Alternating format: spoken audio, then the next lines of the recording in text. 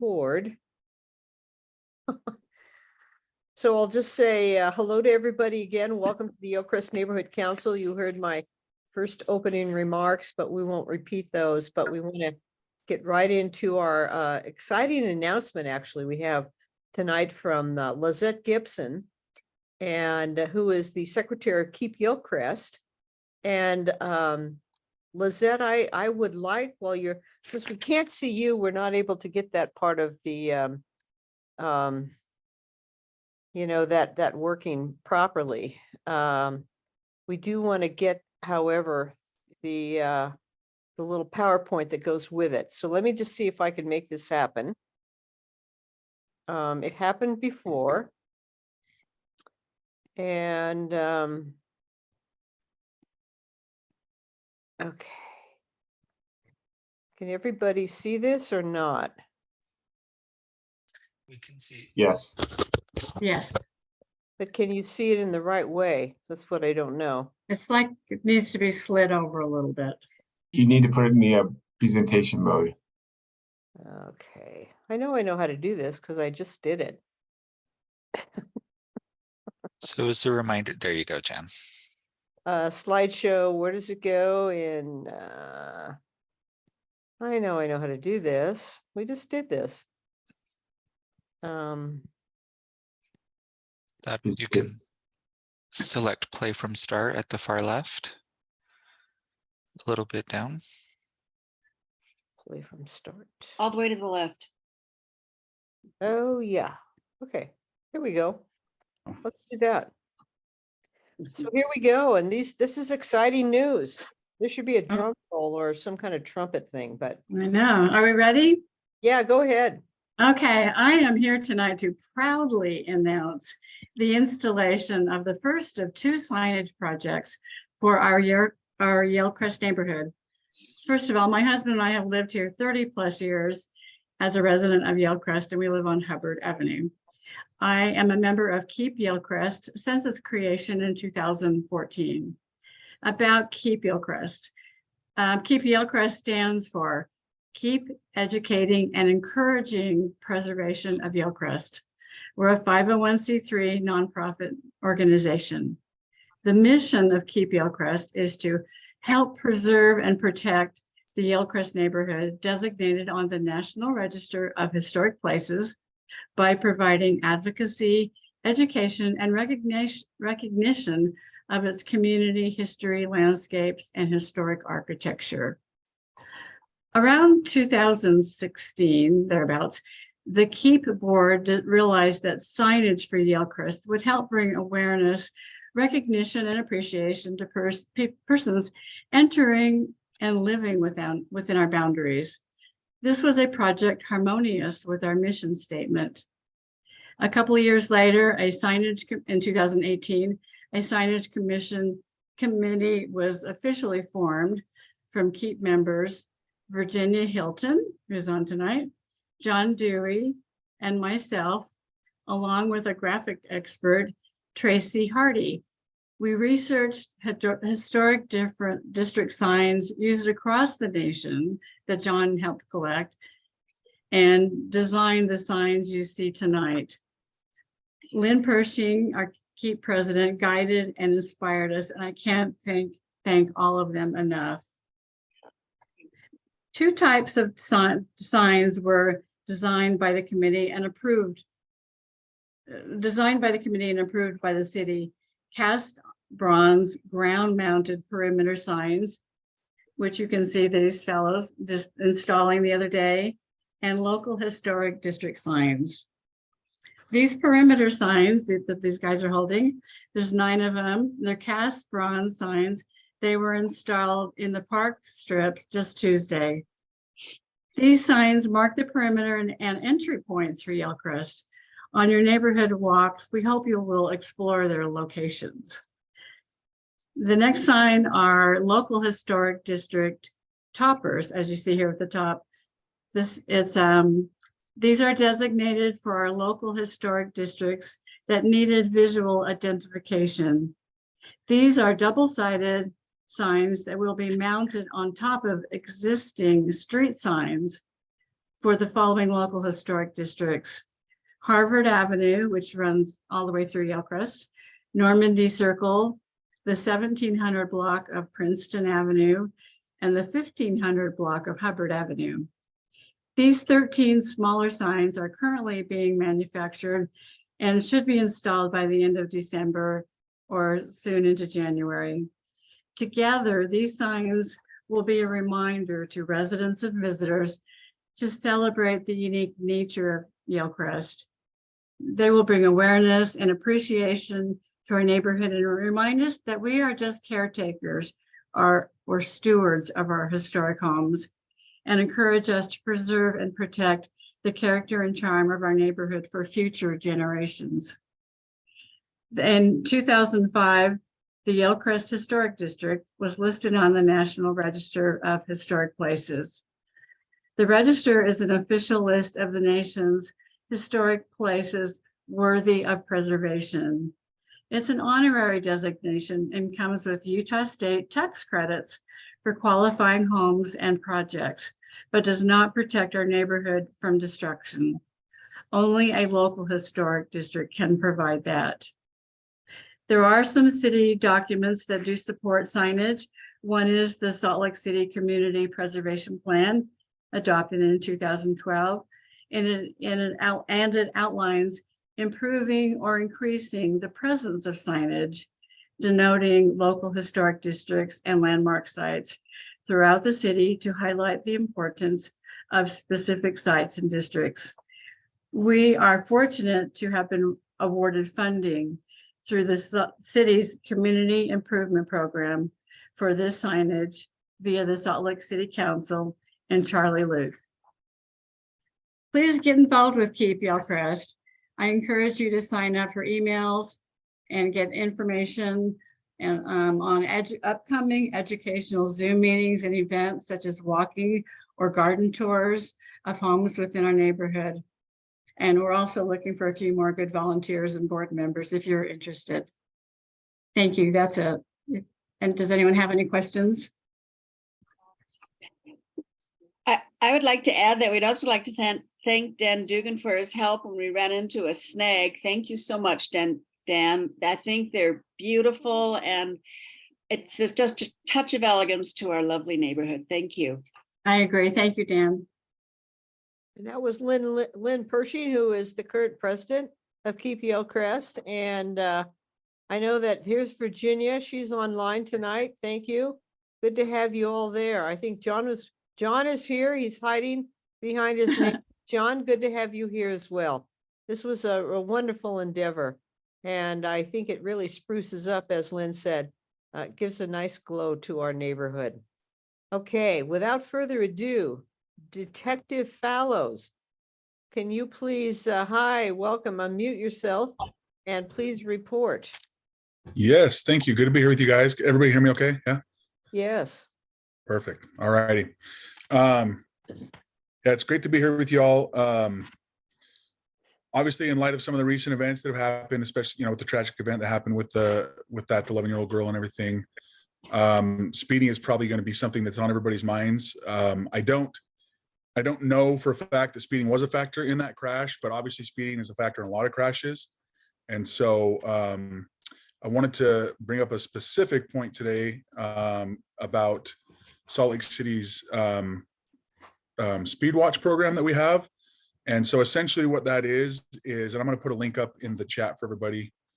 But essentially what that is when you have issues in your neighborhood or on streets that you're aware of, where there's, constant speeding issues, there's two things that can happen. If you'd like to have a speed trailer put up, you can contact me and I can facilitate that. Or if you'd like to have our motors unit come to your neighborhood and or to a busy street that might be near your home or something like that and conduct speed enforcement, you can go through the Speed Watch and email them directly, and they go on that. They do operations based on that from the Speed Watch. So I'm going to put that in the chat right now real quick, and then and I have reached out to our motor unit as well. And the sergeants there have told me that they have been hitting, Sunnyside Avenue and a lot of the busier streets right there pretty hard, both before the accident, the tragic accident happened, and since. I think they have more plans to continue to aggressively enforce the speeding issues on those roads. I know we get a lot of that. So we are aware of it. We're working, unfortunately, just due to our staffing levels, we can't always be in areas all the time, but they do the best they can, the motor unit, with what they have. And if you can give them tips, it helps direct them to like specific areas where they need to go. So that's helpful when they get those tips. They can kind of go to those areas instead of just trying to guess. Well, not guess, like they know, but like when they get a tip, it will help them to kind of have more guidance, like, hey, let's go hit this neighborhood. So and then I'm putting my information in the chat as well. So again, if you want a speed trailer, something like that in your neighborhood, I can help facilitate that. And then I've got some other links in there that can be helpful. As for like the statistics for the crimes in the neighborhood this month, I don't think this is super reflective, but we only had one reported crime in the month of November, which was a theft or a larceny. So that's a good thing, obviously, to see that number's down, but I want to make sure we're doing as accurate reporting as we possibly can. So if you guys are seeing things, don't hesitate to reach out to our dispatch, even if it takes us a little bit of time to, like let's just say a suspicious vehicle. You see something suspicious, you see a car following a UPS driver, and every time the UPS driver stops, you see a vehicle stop and someone get out, and that's something that happens over and over. Call immediately and say, hey, there's packages being stolen off of port, or I believe there's packages being stolen. This vehicle's falling. Try and get a plate number if you can safely do that, because that happens quite often. And I think a lot of times we just we get busy with the day and we just don't want to take some time to report it. So if it is hard, or if you find that you don't have a lot of time, you can utilize our online reporting system as well, through slcpd.com. You can file a quick online report for theft, and that will kind of help us. It helps us to be able to drive resources depending on where we're having the issues within the city. So just want to bring that up as well. So and then if anybody has any questions about the online reporting, I don't know, Jan, you were saying that someone was having a hard time report before. Do you know if that's still the case, or? Well, we can talk about it offline. Okay, yeah, but just try and utilize it if you can, for sure. And if you don't want to do that, then feel free to call us. And even if it's just something kind of suspicious, I want to bring up and I don't think I brought this up already, but if I did, forgive me. But we had a case recently in one of my other in District 7 where someone called in just a suspicious vehicle that had kind of been in the area for a while. Nothing too serious, but they called it in. An alert citizen called it in, and it ended up being a stolen vehicle with a suspect still inside. And we were able to link that suspect to, I think it was 3 or 4 other stolen vehicle cases, and get them booked into jail on all those cases. So, sometimes we think oh, it's not a big deal. It's just a car sitting there. And sometimes that's the case. We don't want to, wrongfully try to accuse someone of anything. But if it's something suspicious, it's not a big deal for an officer to just drive through the area and check on it. So don't hesitate to call us when you get those, and we can go check them out. And in the wintertime, we start to calm down a little bit more with our calls for service. So we tend to have a little bit more time to do the extra patrols, to do the, when we get the suspicious vehicle calls or the suspicious person calls, we get a little extra time. So don't hesitate to call those in. Does anybody have any questions for me? Thank you so much. I know you have to run to ballpark. Yeah. The community council. Yeah. No worries. Well, I appreciate it. And again, if anybody needs anything, just reach out and I can help you. Thank you, Yeah. Detective. Yeah. Have a good night. All right. Hannah is up. Hannah is the liaison from the mayor's office. We're happy to have you here, Hannah.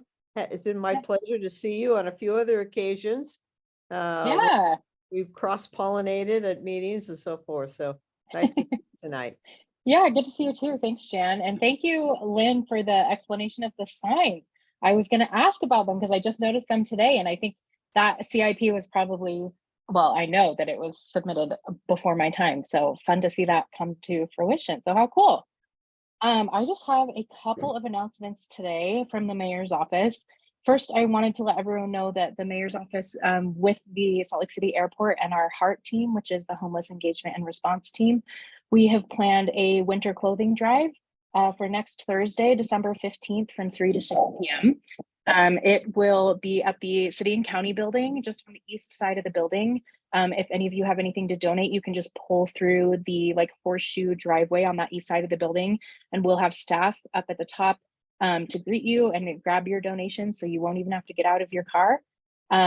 This is a collaboration with Catholic Community Services. In the past, I think we've supported the VOA, but we're trying to spread the love a little bit and make sure that we work with all of our great community partners. So Catholic Community Services told us that their priority needs for this drive are men's snow pants and men's jeans specifically, but they will also happily accept gently used men's and women's pants, coats, hats, gloves, scarves, blankets, and sleeping bags. And they will also happily accept new socks and undergarments. So hopefully if any of you have any old coats or anything that you've been looking to donate, this would be the perfect opportunity. Yeah, and that's something that we're excited about. So if any of you have any questions, feel free to reach out to me and I can provide more information. I don't have a link to that yet, but once I do, I think there will be a Facebook event and I'll share that with you, Jan. Yeah, and then I also wanted to let everyone know the University of Utah hosts a course that they call the Wasatch Transportation Academy. This is their second year doing it, and it is a 10-week course. And the goal of that course is to teach students how to engage in and influence transportation planning in their community and neighborhood. And this is a course that's free and open to the public. It's a great opportunity to learn more about that process, learn how to engage, and learn about the decisions that are being made in your community. So if any of you are interested in taking that course, I will go ahead and put the sign up sheet in the chat. It's just a Google Doc where you can sign up and say kind of why you're interested in the course. It seems like a really cool opportunity to learn about that. If any of you are passionate about, you know, bike lanes or buses or anything like that in the community, great chance to learn more about it. So other than that, those are the only updates I have. I don't know if anyone has any questions for me. Thank you, Hannah. We will post definitely the donation opportunity. And I Thank actually you. took the Wasatch transportation. It was a long row. 10 Oh, minutes, I believe it. and I had to miss some of them. And so, but it was very interesting. I enjoyed it. So I would encourage others to do so. Cool. Well, thank you so much. Thank you. Dan Dugan, our city councilman. Dan, you're up. Good to see you. Happy holidays, Merry Christmas, Happy Hanukkah, Happy Kwanzaa. Yeah, thank you. Happy holidays, and thanks, Jan, for hosting this. And I do want to shout out to Virginia and Lizette on the signs.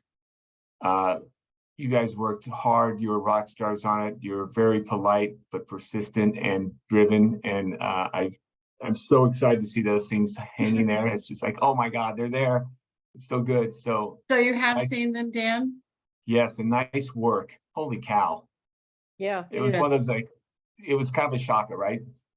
It's like, hey, they're up. They're up, yeah. So thank you very much.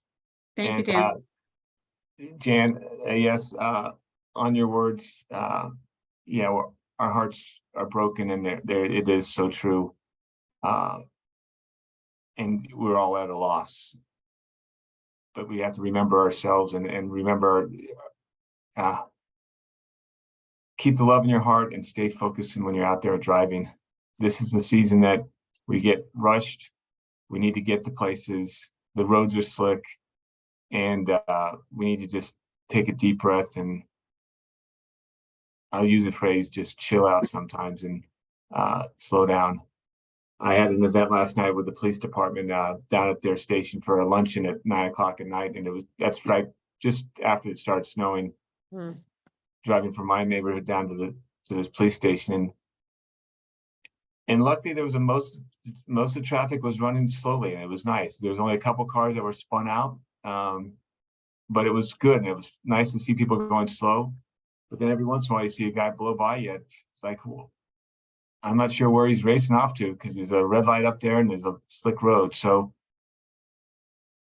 be grateful and then slow down. And on the whole traffic side of the house, I've been working probably for the last year and a half or so, 2 years, with trying to push through some ideas with the legislators on red light cameras and speed radar cameras. So we don't we don't need an officer to hand out a ticket. The ticket can come from a camera and a picture. And last year we got more traction on it, and this year I think we're getting even more traction on it. And these are two different things. And first of all, we couldn't do this before because a former legislator was pulled over or was stopped by a camera, and there was someone in the car that wasn't supposed to be in the car. And so they nixed that camera idea. So there's two cameras. One would be a camera at red lights, and it would be taking pictures of people running through red lights. And the picture would be the back of the car, back of the plate, and they would send a ticket to the registered owner. There wouldn't be an insurance point. It would just be a ticket to that registered owner. That's one idea, and I think that's getting traction, and that it has a sponsor. The other one is speeding in certain areas. And for the city, we could do it on everything that's not a state road. So we couldn't do it on Foothill, but we could do it on other city roads, city streets. And with the first focus to be in construction zones and school zones. Now, after this past week's accident, my thought was that school zones are pretty small. They're right in the front of the school, or in Bonneville's case, and then the backside of the school. There's that one section that's school zone. If we could extend it to maybe a radius around the school, where they would have radar cameras, and then again the same thing. They take a picture of the back of the license plate, then they send it to the registered owner. That's what we're pushing for. I'm continuing to push on that. And then, of course, we're continuing to push speed calming ideas. And I'm also going to work with John Larson about maybe some ideas on what we can do with intersection lights, because this accident was at an intersection light in a crosswalk, green light for the driver, and green, walking clearance to walk for the pedestrian. So there's some ideas out there, and I'm going to work with John Larson to see if we can vet those ideas on how we can improve that stuff. On the same notion, if you do need flags, I have plenty of flags for crosswalks. I got a whole box of them. So, and I carry them in my trunk. So if you need any more, I've seen a lot of them have flags, but if you need more, just call me. I can stop by your house and put them off. So Thank you, Dan, for the flags. And also the other signs about slowing down, because Jennifer Evans, who is our treasurer, she's on the call tonight. Hi, Jennifer. She and her husband, Richard, have this wonderful dog named Seamus, and they walk around the neighborhood. When they're on their dog walks, they put all the flags and the signs out. So we can put more if anybody, Jennifer's right here on the call. I'm sure they know areas, and if others see that there's areas that are needed, just let us know. We'll get them out. And I have signs too. I have them in the trunk. It's kind of hard now with the ground being hard, but we can do that. On the others. Yeah, wait, Lynn, hold on just a second, if you don't Okay. mind. Hold on, Lynn, but we want to get to you. Go ahead, Dan. Yeah, so a few more things. We did approve a $6 million grant and we're going to approve the 3 locations. This is for permanent supportive housing for the homeless. It's going to go to 3 locations, approximately 450 or so beds, which is wonderful. And the goal is to have that instituted when the winter overflow shelters close in mid-April. 2 of the locations are in the city on the west side. The third one is outside the city limits, but it's nearby. But they're all places that the goal is that they have beds open up by the time winter ends, or the winter overflow shelters closed in mid-April. So that will allow people to go from the winter overflow shelters and the resource centers into permanent supportive housing in different locations. So that's a big step going forward. And they'll still have the security side of the house, and both of these locations have been run by organizations that have done it in the past. So that's good. We had a great trip to Miami. You probably read about this trip that we took to Miami with not only Wayne Niederhauser from the state, both Mayors Wilson and Mayor Mendenhall, Chief Brown, Sim Gill, some state legislators were with us. Huntsman Mental Institute was with us. So, and there's a great understanding of what the Miami model is. Part of their model is they have enough beds for the mental illness, which are lacking in Utah. And there's some different funding that they get because they have ongoing funding. This is back to the Wayne Niederhausen estate. We need to get ongoing funding from the state level so that can trigger HUD funding to help us with beds. We do have a bridge program going up with the Huntsman Mental Institute up at the U to increase some beds for mentally ill people and get them off the streets and get them into services. The problem is that we need to find a bed for them after they leave the service, the one service. So it's ongoing, and it's luckily we have a whole group there. We all have kind of the same vision, the same message. So we're working together to across the county and the state to support the homeless and get them off the streets. UTA free fare, I'm still pushing that. We do it for the kids, K through 12 and teachers. They love it.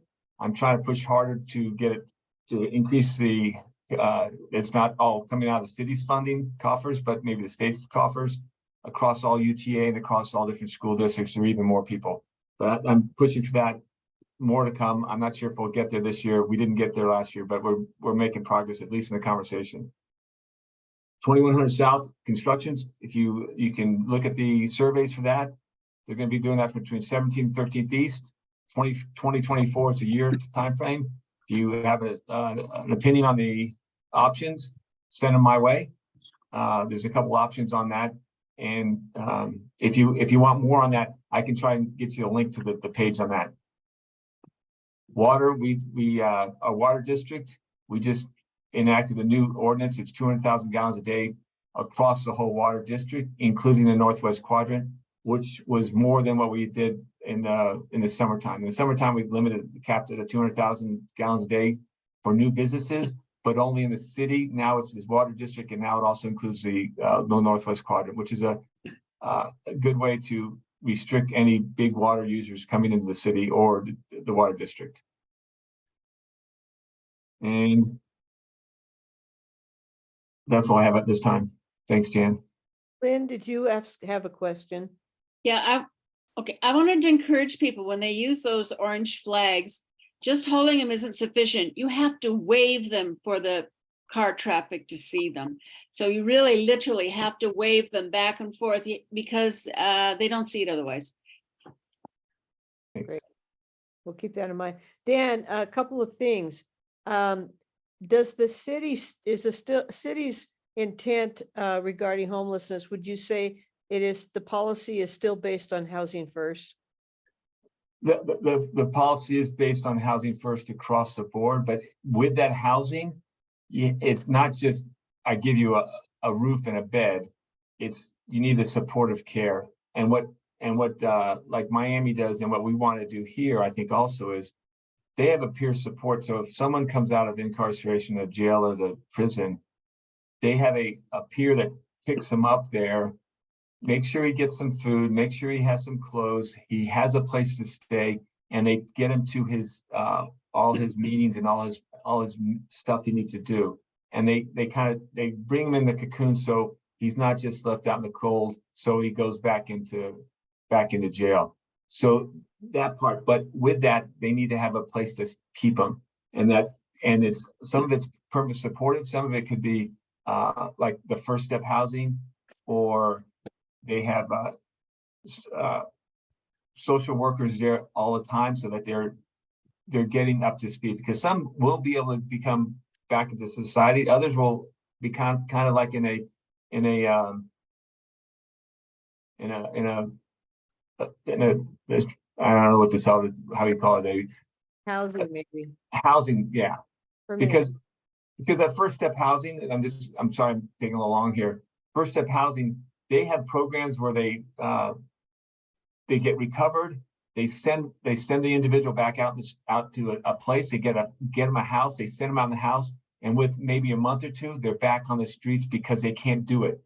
They do really well in the program when it's there, but once they leave that and live on their own, they just can't do it. So they've actually brought the people back in, and the person is actually living permanently in first step housing, going through all the treatment, because he's safe and he's productive in that manner. But he can't live by himself. Yeah, we're actually going to have an opportunity to hear from the other side village tonight. I think that. Oh, yeah, that's I right. love That's their right. model because I think it works.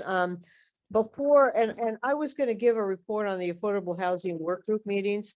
I think I'll do that at the end because in courtesy to the people who are presenters tonight. Our first one's going to be Cooper Farr from Tracy Everett. Cooper, it's so nice to have you back. We care about the birds. Yes. This is their winter season, but we care about the birds year round. And we heard from you about a year ago. And so now we'd like to know what you found in 2022. Yes. Go Yeah. ahead and put your screen, your PowerPoint up. And if you can do that, we'd love to hear what you've have for us. Sure thing. All right. Can everyone see that slide there? Great. Yes. Nods. Yeah. Yeah. So, like Jan said, my name is Cooper Farr. I'm the Director of Conservation at Tracy Aviary, and I'm very happy to be here tonight and sharing some of our results from our bird monitoring project that we do with the help of community scientists at the Miller Bird Refuge. Tracy Aviary has actually a fairly large bird monitoring program. We have about a dozen different study sites kind of spread all across the Salt Lake Valley. A lot of them are concentrated along the Jordan River. And in 2021, we added the Miller Bird Refuge to this kind of group of study sites where we do this bird monitoring effort. So I'm going to share about the refuge and do a few comparisons to some of our other sites. And yeah, let's get started. So just to give everyone some background on the goals of this project. So we are basically wanting to go and do this monitoring effort to collect data on the bird community and to establish a baseline understanding of the birds in the refuge. Before we were there in 2021, there really has never been a robust scientific study of the birds at the refuge. And so that is what we are trying to do. What we really want to know is how the bird community is changing over time. But it'll take a while before we're able to determine this. Most baseline studies are at least 3 to 5 years to just get an understanding of what's going on. So because we have this big community science program and we regularly do this monitoring project, we're able to monitor into the future, but it'll take us a little while to really understand the long-term trends. And then we want to be able to provide some recommendations for how the city and also how people in the neighborhoods surrounding the refuge can, enhance bird habitat and make the whole area better for the birds. So just to give you a little bit of background on the type of methods that we use to study the birds, we have 3 different types of surveys that we do throughout the year. So during the breeding season, so that's about April through July, we train about 30 to 50 volunteers to go out and do breeding season point count surveys. So we've randomly distributed 3 different sampling points throughout Miller Park, which you can see kind of in that little map down there. And then first thing in the morning when the birds are active and singing during the breeding season, we have our volunteers or sometimes Tracy Aviary staff come and do these 6-minute point counts, basically to identify all of the birds that are in the area. During the rest of the year, so August through March, we do non-breeding season group surveys. So we invite anyone who wants to join to meet up with a Tracy Aviary staff member who leads the group, just walking through the refuge and noting all of the birds that are in the area. We do that once a month. And then we also do some owl surveys. So those other types of survey methods we don't tend to find owls with them because they're during the day or first thing in the morning. So we go out in the evening during the time when owls are the most active, most likely to be singing, hooting, and play some calls for them and kind of walk around and look for them so we can know if there are any owls in the area as well. So jumping into our results from 2022, which is our second full year of monitoring. We did 4 of those breeding season point count surveys. We had 103 observations of 24 different species during that time. We did 7 non-breeding season surveys, and we're going to do one more in December. We just haven't done it yet. So we've had 280-ish observations of about 31 species. Then we also did 2 owl surveys, and we had 3 western screech owl observations, which was exciting. It seems like we have a nesting pair that's hanging out in the refuge. That was cool to see. Those are some pictures of some screech owls there. Some other fun, bright, colorful birds. I'll talk about some more specific birds in just a little bit. And then this bird over on the right that I just pulled up, if you all can see, was a pretty exciting find that we had at one of our non-breeding surveys early in the spring this year. This is an immature northern goshawk. So, which is exciting for me as a bird person. So goshawks tend to like these like really big expanses of forest. You don't see them in the city very often. So it seems like this young bird was kind of wandering around and seeing what was out there and happened to hang out in Miller Park for a little while. So that was cool to see. So all in all, so we had 39 species during 2022 surveys, and then taking into account last year's surveys and then also some eBird observations from other birders that are visiting the refuge. We have a list of 67 bird species that are currently known to use the site. And then now I'm just going to go through some comparisons of Miller to some of our other monitoring sites.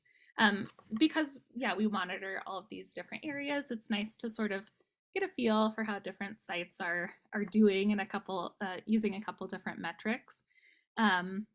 So the first one probably looks the worst for you guys, but don't worry, it gets better. So this is species richness, which is the number of species detected. So I have this little map with all of those stars. Those are our different monitoring sites. Miller is pretty low on the number of species that we're detecting during the breeding season, which is not at all surprising or I guess alarming. It's a very small site. It's also not, on the river, so we have a whole other suite of birds that would be using the Jordan River that wouldn't be up at Miller. But if you look at some other metrics that we're interested in to see, like how healthy an area is as bird habitat, we can look at the native species that are using the area, and Miller is right in the middle of this, so doing pretty well in terms of how many of the birds that we're detecting are native. We're also really interested in these urban sensitive birds, so birds that kind of need a little more pristine habitat. Maybe the birds that can't just be like right downtown Salt Lake. We still want to make sure that the city has some habitat for these birds, and so Miller is like in the middle, maybe a little bit low on this group. But for riparian associated birds, Miller is actually really good compared to some of our other sites. So this is specifically looking at the birds that are breeding in the area that rely on riparian vegetation for their breeding areas. And we find that you actually have quite a lot of riparian associated birds compared to like all of the birds within the suite of species at the site. And it is, of course, good to think about this, little area of habitat in a broader conservation context. So this little screenshot I have right here is pulled from a report that goes out every year called the State of the Birds. And so this report looks at birds from, across the United States and looks at population trends and kind of what's going on. And I pulled out this page and graphic for the Western forest birds, which is mostly what the birds that are in Miller, they fall into this group, just to point out that in general, our forest birds are, some are stable and some are declining. And then we have a few forest birds that are definitely declining. So I'm gonna just call out a few examples of some of the species that we've noted using the habitat at Miller Bird Refuge, and like talk about kind of the conservation of those species and how the refuge fits in. So the first is broad-tailed hummingbird. Maybe some of you all have seen these guys if you have hummingbird feeders perhaps, but this is an example of a bird species that uses Miller as stopover habitat. So they kind of come into the area after they've, migrated north from, central Mexico. They kind of come to the area, but there's still snow in the mountains, so they can't quite get up to their higher elevation habitat where they breed. So they'll, hang out in the park and in the neighborhoods for a little while before they can head up and actually nest higher in the mountains. This is a species that we're really concerned about. So they're declining. You've seen a pretty big decline between the 60s and today. And, issues with climate change, potential, they're not overlapping with their nectar sources. Window strikes are a really big issue, and also collisions with cars. So the fact that this, little area is providing some habitat for broad-tailed hummingbirds is really great, and something to think about in terms of like maybe making your windows safer for birds if you've noticed any collisions at your windows.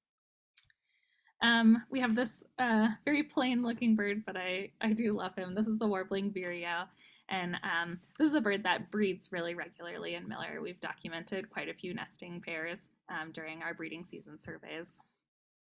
They have relatively stable populations, which is great, but there have been some studies that have shown that they're pretty vulnerable in degradation of streamside habitat and also window collisions. So it's really important to provide this really good, streamside or riparian habitat. And then the dark-eyed junco. This is an example of a bird that uses the refuge during the winter as wintering habitat. This is another one that is fairly common, but declining quite a bit. And so another species that we are concerned about, a decline of 31% since the 60s. They're vulnerable to many issues: climate change, habitat loss, window collisions, and predation by snaps. So other things to think about. So yeah, those are just some examples. And then I wanted to bring the focus out to a larger scale and just talk about some, potential factors that are influencing the population or habitat use in the refuge there. So certainly the local habitat conditions will influence whether or not birds use that habitat. So that's kind of why we're there, just to see, understand the suite of species and how they're using the habitat, and if that's changing with any changing conditions in the park. But because it's such a small area and it's in this matrix, of yards and, all sorts of other habitat, the conditions in the surrounding neighborhood are also really important. So what vegetation is in the surrounding neighborhood, if people are providing, bird feeders or other resources for the birds, if you're keeping your cats inside so they're not going out and eating the birds, things like that. Which I guess brings me to this point. So the presence of other animals. So we've had, as I'm sure everyone knows, the fox squirrel, which is not native to the area, has really taken off in population. And we're pretty concerned that it could have some impacts on some of the bird species. And I'm sure you all have seen plenty of fox squirrels at Miller and around your houses. And then these conditions at larger scale. So kind of what I was talking about with the state of the birds and these bigger impacts that are happening to our bird populations. So I'll end with just some suggestions and ideas about how to enhance Miller Bird Refuge and the surrounding area as bird habitat. And I will say, so after we do our final survey, a non-breeding season survey for the year, I'll put together a little report and I can send that over to Jan if you want to share that with the group. But so we'll have some of these suggestions in the report as well. But a big thing to minimize disturbance to the birds, especially during the breeding season, is to keep dogs on leash and cats indoors, stay on designated trails, maintain bird-friendly yards and gardens in the surrounding neighborhood. We can do a ton in, making our yards good habitat for birds. Water flow in the stream is really important. So keeping water in that stream is really what's going to, be the difference between whether that's riparian habitat or not. And then protecting that vegetation that's right surrounding the stream. That is really important habitat for birds. And then generally, having vertical structure, having a variety of plants at different levels is really important if you want to support birds and have a diversity of birds. And then, not, cutting down trees or doing a lot of work right during the breeding season. And also not, clear cutting big areas or taking out a lot of trees or shrubs or other habitat. And this is a community science project. And so we do this with the help of volunteers, and anyone can be a volunteer, whether or not you are an expert on birds or just recently learned what a robin is. You can join up in various ways. So I have this website, tracyaviaryconservation.org/SLC birding, which is a little long. I can put that in the chat too. Or there's just this email, conservation@tracyaviary.org. So if you're new to birding, you are always welcome to come join on our non-breeding surveys, and you're with a group of people and we're all pointing out the birds together and keeping track. Or if you want to learn how to do the point count surveys or come out and do an owl survey, anyone is welcome. Just visit that site to learn how. And yeah, and you don't only have to come to the stuff at Miller. Obviously, we have, sites all across the valley. So if you want to go explore some new places and look at the birds there, you can do that too. And that is all I have. So I can take any questions if anyone has any. Lynn. Yeah. I just want to report that we've been seeing a great western owl in Sunnyside Park at 6:30 in the morning. All right. It's huge. It's absolutely huge. Nice. Yeah, a great horn. That was fun. Yeah, that's great. It's always fun to see the owls, and there are more owls out there than I think people know, but you don't always see them. Yeah. It's so great to have you, Cooper, and I think of some of the good things that happened in the park this year. We cut back some weeds, we kind of improved the trails with some more gravel, and the most important thing, and Josh can speak to this, and Josh, by the way, glad to see Josh and Jennifer both from our council, and also Marguerite Henderson and Eric Dyer on the call as well, and they're two new at-large members. We're glad to have them with us. But the planting that was done by Tree Utah and the Public Lands Division of the new trees and the new shrubs. And we are going to be as stewards required to help water those plants and keep them in good shape. And we've pledged to do that. And I think the birds will be happy to see those grow. Yes, absolutely. Yeah, that's really good to see. So, and we ought to have more conversations with you about doing some bird-friendly things in the park. And we talked offline earlier today, Cooper, about having some interesting activities for school children in the park from the schools that we have nearby. Yeah, we'd love to do more of that. So yeah, that would be great. Thank you so much, Cooper. Always a pleasure to have you. Yeah, thanks for having me. Great report. We'll follow up with you. Sounds good. And now I'd like to turn the time over to Kathy Holt, who is the development director from the Other Side Village and the Other Side Academy. I think you're doing both, maybe just one, Kathy, you can clarify. And then I think your assistant, Robbie Myrick, is also here on the call, and he's with you tonight as well. But we are looking forward, very interesting concept that you have about how to house the homeless, but also the services that you provide and the philosophy that you have within your structure, which I think is just, well, you have a proven product. So please go ahead.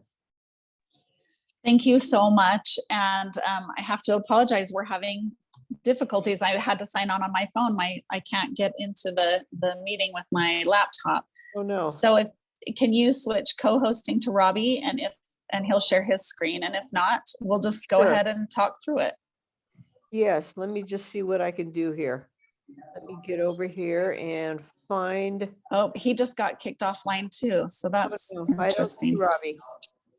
Okay, he'll come back on and we'll just start. My name's Kathy Holt, and I am the development director for the Other Side Academy and the Other Side Village.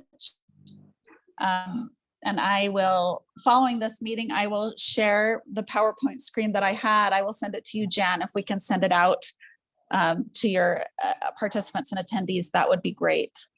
The Other Side Village, if you haven't heard of us, let me share with you. It's a master plan community with 430 small homes for people that were formerly chronically homeless in Utah. The address of the village, we plan to break ground in March, and the address is 1850 West Indiana Avenue. That's on 800 South.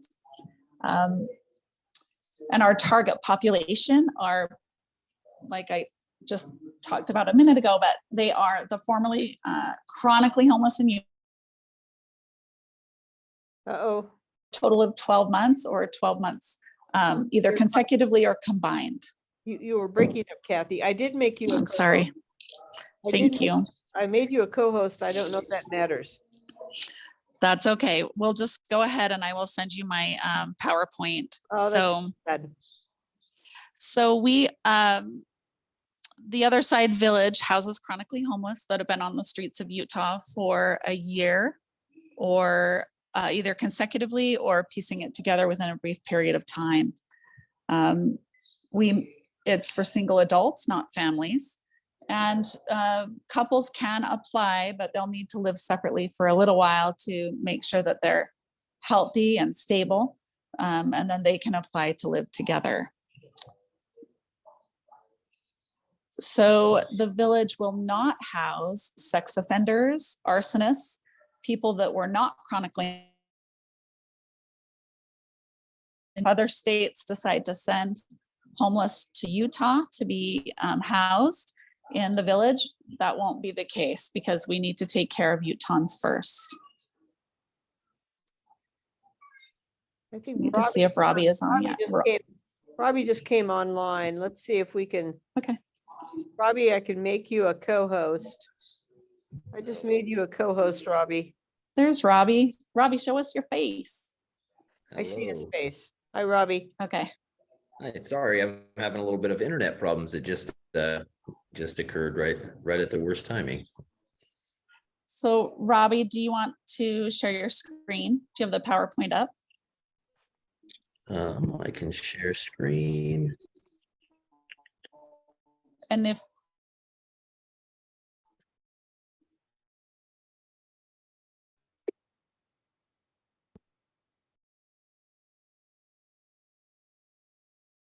of the So Robbie, what's happening with Kathy is every once in a while she freezes and she starts talking and then we don't hear anything. And she talks and we don't hear anything. So the communication from Kathy is kind of not consistent. spotty. Yeah, no problem. No, I'm sorry that yeah, I'm also on the property where my Wi-Fi is struggling a little bit as well.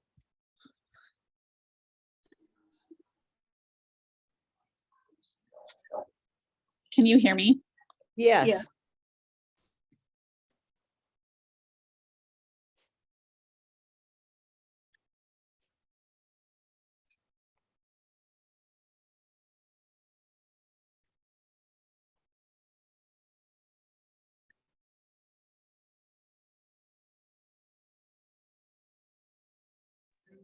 Robbie, just go ahead and present without the slideshow.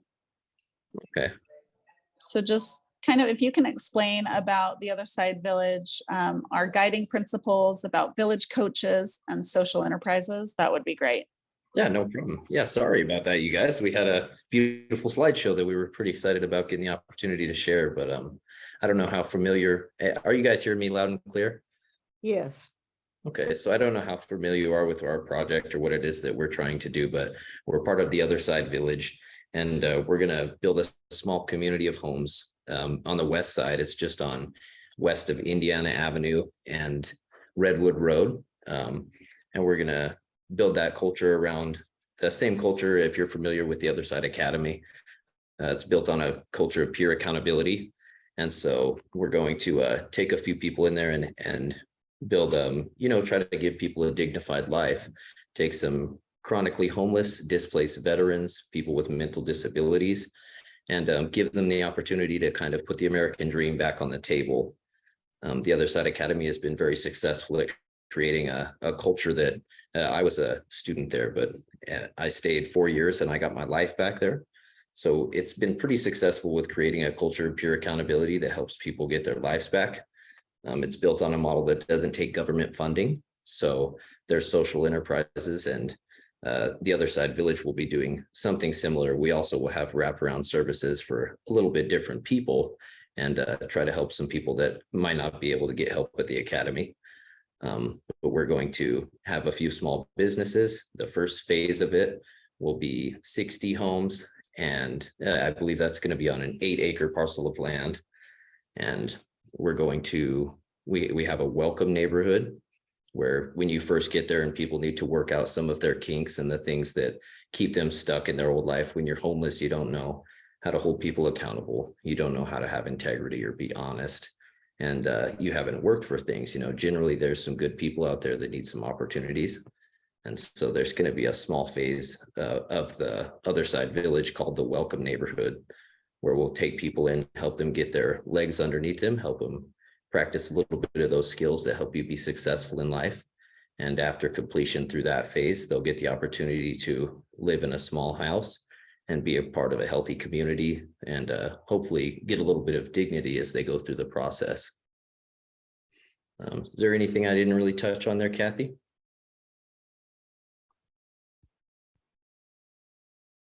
I think you touched on it pretty well. I would ask if anyone has any questions to ask us.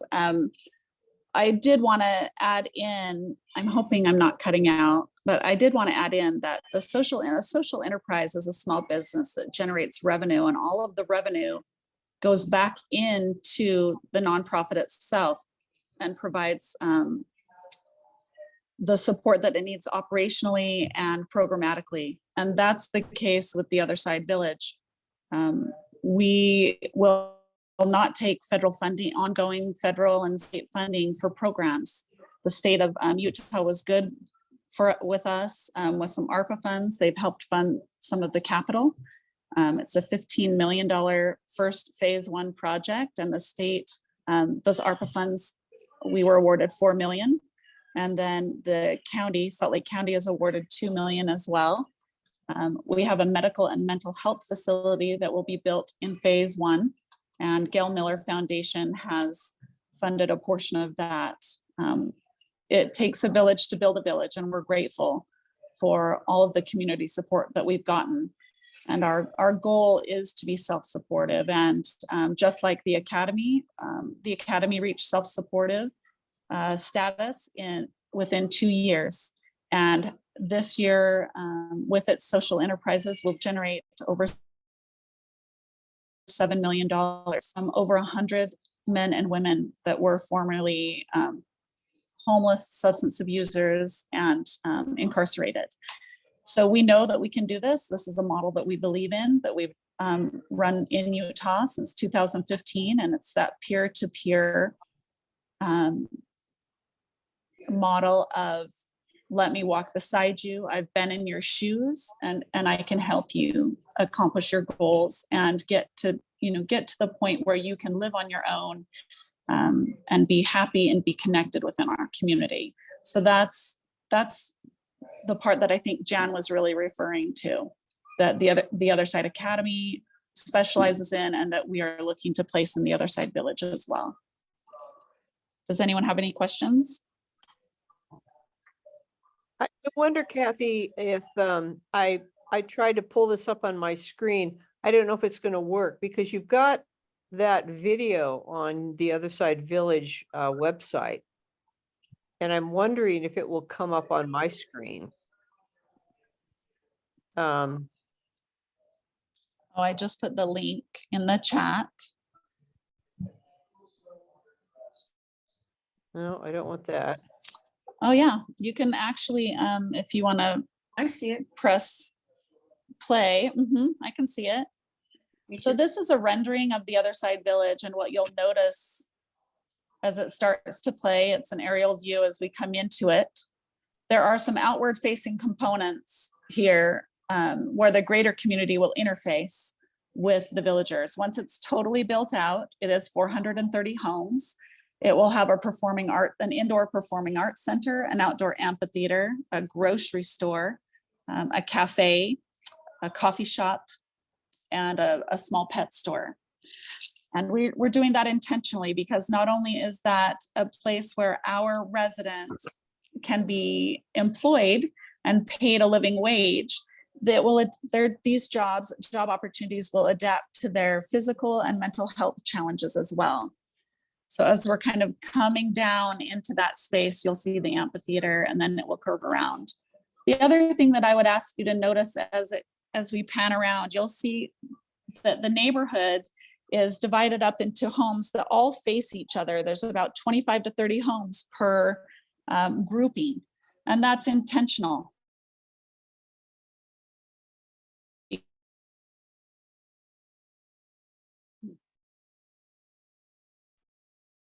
That have been homeless have lost. The number one cause of homelessness is a catastrophic loss of family. And so within these small neighborhoods that are facing each other, that's where connection takes place. That's what Robbie is, our lead village coach. And Robbie's had that same lived experience, and he will live on He will live on this campus. All of our program staff will live on this campus. And it's that connection, it's that willingness to say, hey, you don't seem like you're doing so well. What can we do to help you? You seem like you're doing great. That's awesome. Hey, I noticed you threw trash on the ground. We don't do that here. It's that just engaged daily friendship, engaging in the greater community that will make this successful. And that's what you're seeing. Thanks for playing that, Jen. I appreciate it. Yeah, it gives a pretty good view of what you're all about, I think. Yeah. Does anyone have any questions?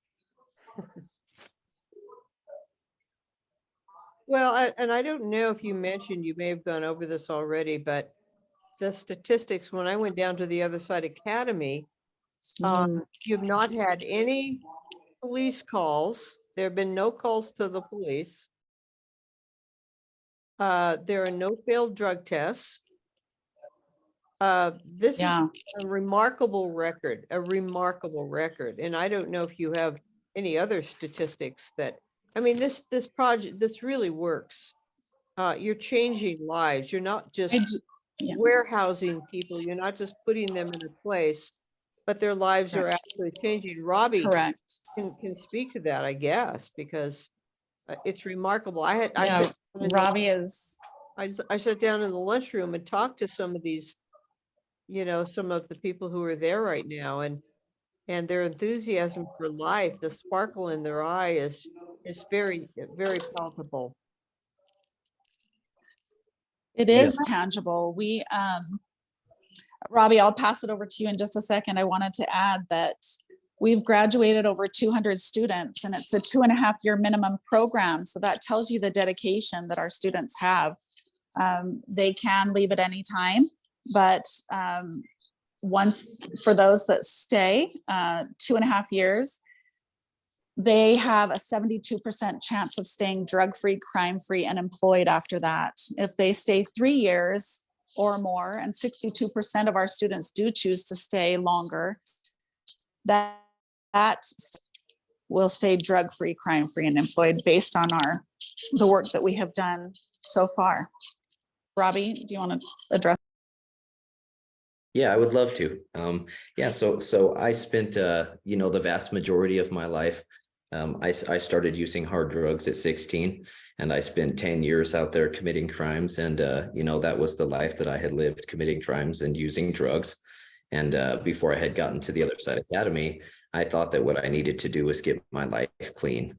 And it turned out that what I actually needed was good influences, accountability, and a sense of purpose. I was able to stay 2 years to get my life together. After I got the gift and kind of felt what it was like to live life with purpose and integrity, I stayed another 2 years. And then afterwards, we got the opportunity to transition to maybe help some of the people that got turned away from the academy. At the academy, you have to be able to work for, a decent amount throughout the day. We can't help people with dual diagnoses or people with mental or physical disabilities and things like that.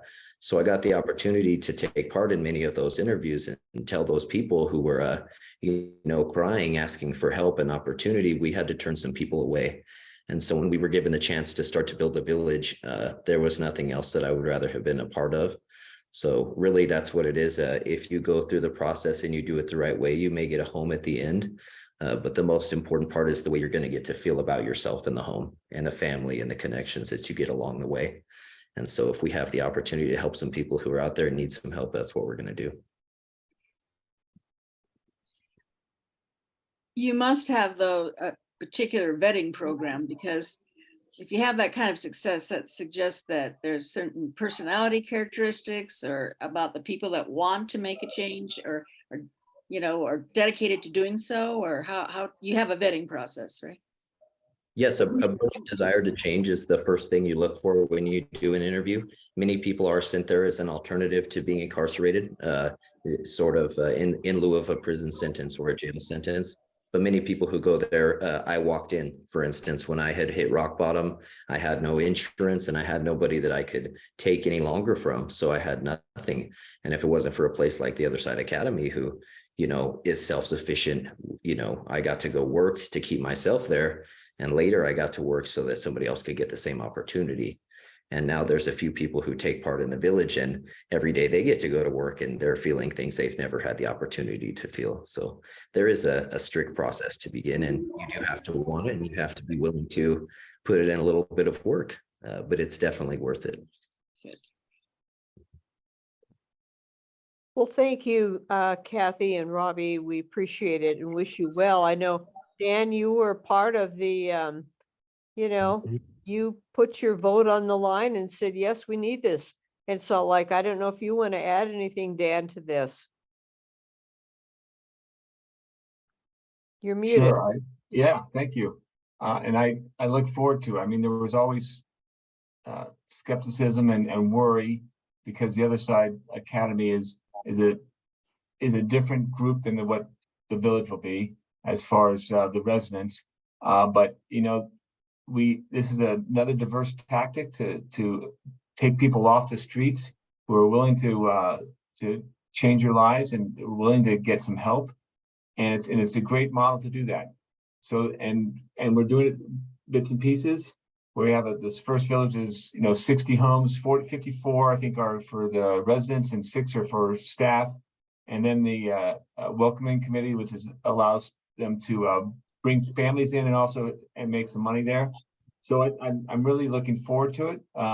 They've done a lot of homework on security. They've done a lot of homework on staffing that they need, on their their enterprise systems. So I'm looking forward to it, and I think they have a lot of support from across the community and across the city and state. So it'll be good. It'll be good to see, and I can't wait till we break the ground. Right.